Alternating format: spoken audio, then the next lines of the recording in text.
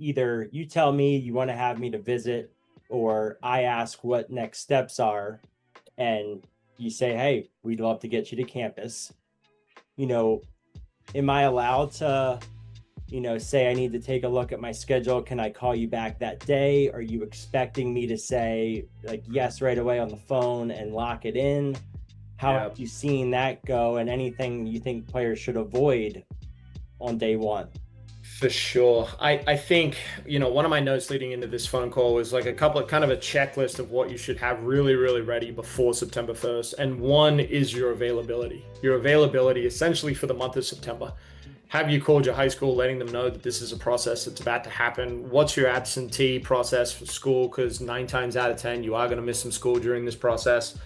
Having that wrapped up, I'm available on this weekend, this weekend, this weekend, or I'm available for a midweek visit this date, and this date is a really, really big piece. Now, on the flip side, from a coaching standpoint, not all visits are the same. And what do I mean by this? Or created equal might be a better way to put it.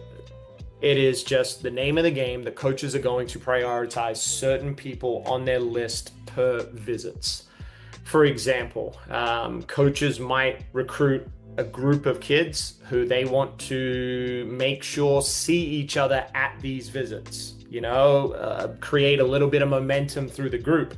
She's here, she's there, I'm here. This would be a pretty good class. But when we talk about the phone call itself, it's what is next steps? Like, I think that's a great question.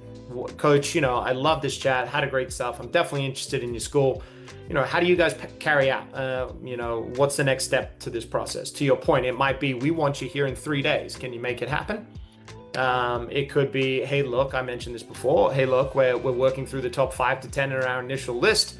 You're just below that. We're going to have conversations, have those visits, and then we're going to come back to you.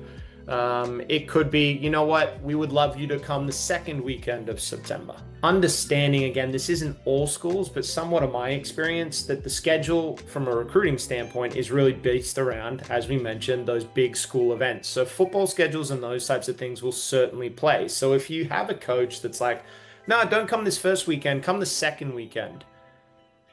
9 times out of 10, if it's a football school, it means they haven't got a home game that first week. They've got a home game the second week. Or, there might be something else around. So just that information is for you to be aware of, like, okay, why is this scheduling happening?